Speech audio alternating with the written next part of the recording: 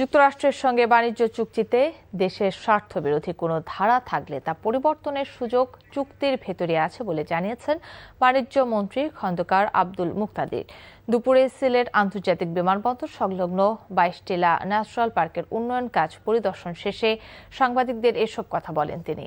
জ্বালানির মূল্যবৃদ্ধির প্রভাব দেখে নিত্য প্রয়োজনীয় পণ্যের দাম অযৌক্তিকভাবে বাড়ানো গ্রহণযোগ্য নয়।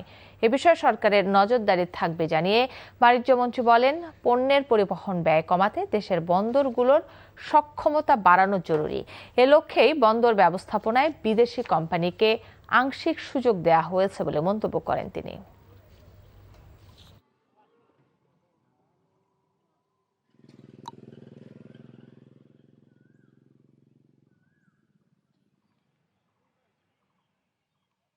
দুইটা রাষ্ট্র কোনো চুক্তি করলে চট করে সেটা থেকে এরকম ইচ্ছা স্বাধীন পরিবর্তন করা যায় না।